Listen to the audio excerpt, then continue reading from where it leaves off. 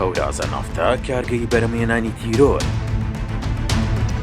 پێش ڕووداوەکانی لالەزار هەورازە نافتا ناوێکی ناموو بوو بەڕایگشت، بەڵام بەهۆی بوونی کارگەیشی درۆن و هێزی چەکدار و تایبەت بۆ کاری مەترسیدار، ئیتر هەورازە نافتا بووە ناسنامەی تیرۆر و کوشتن.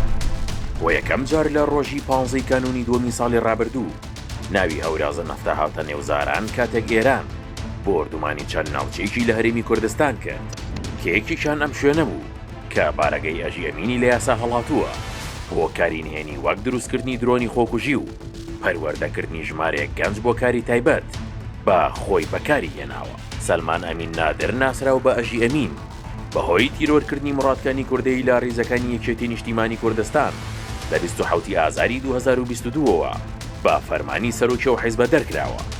ئەژی 4 ژنی هەیە و لە هەولێر دەژی، هەر لە دوای هەڵاتنی لە سلەیمانی ناوەندێکی لە هەورازە نافتا کردەوە.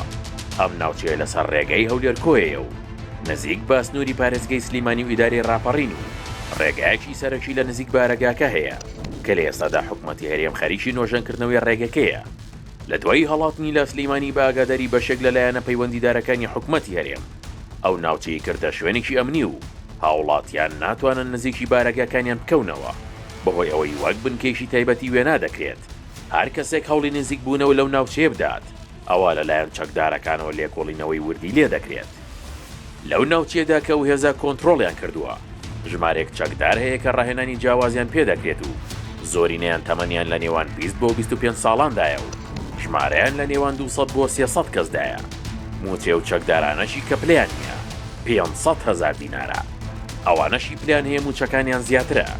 ئەو چەکدارانەی لە ئۆپەراسیۆنەکەی سەر لالەزار دەستگیر کراون دانیان بەوە داناوە کە لە نێوە هێزانە کاریان کردووە و لێەوە بەکاریشی تایبەت هێنراونەتە سلەیمانی و لە لالەزار ماونەتەوە. دوای ئەوەی کە گەڕاینەوە لە ئۆکرانیا هاتینەوە بۆ هەولێر، بینیم کە شوێنێکی دروستکردنی درۆنیان مەحمەلێکی دروستکردنی درۆنیان دامەزاندەوە و چاچیان کردووە بۆ دروستکردنی درۆن. تیمێکی ڕۆژهەڵاتیشان هێنابوو. تر لەگەڵ ئەو تیمە ڕۆژانە کارمانە کرد. لە دوای ماوەیەک ئۆکرانیەکان خۆیان هاتن بۆ لامان کە 3 نەفەر بوون. من تەنها دوانمان و ببیرە کە بینی و من بەڵام ناوی هەرسێکیان نەزانم کە یەکێکیان ناوی ئەندری بوو کە گەورەیان بوو، ئەوەی تریش ناوی ئەیڤان و ئەلێکس بوون. ئەو دوانێتن ئیدی دوای ئەوە کە ئێمە بەردەوام لەسەر بەرهەمهێنانی درۆن و درۆنی جۆری FPV کە نزیکەی 50 جۆر بوو. لە دوای ئەوە درۆنی گەورەشمان بەرهەمهێنا لە جۆری دراگۆن. چالاک و هونەر هاتن بەڵام وتیان تۆ ئەبێ لەگەڵ سیارێکا بڕۆ لە جۆری وەنەوشەی سپی، نابێ قسە بکەین، نابێ پرسیار بکەی بۆ چێتن، ئەوانش قسە لەگەڵکن و پرسیارش لێەکەن.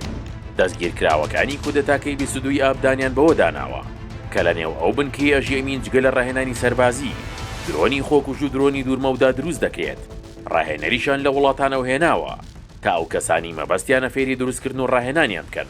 لە کاتی کودەتاکەی سلەیمانی ئەژی ئەمین و هێزەکەی ڕۆڵی سەرکشیان هەبووە کاتێک چەکدارەکانیان ناردبوو بۆ بەشداریکردن لە کودەتاکە. پێیان وتبوون ئەوان بۆ خولێکی 6 مانگی دەبرێنە سلەیمانی و لەوێ بمێننەوە، بابەتەکە دەبێت بەنهێنی بێت و بە کەس نەڵێن. ڕۆژی 22 ئاب جگەلەوەی کودەتاکە شکستی پێهێنرا و ئەژی و دۆست و هاوپەیمانەکانی نەگەیشتنە ئامانجەکەیان. هاوکاتی ئەوەش نهێنی ئەژی ئەمین و هەورازە نافتا ئاشکرا بوو.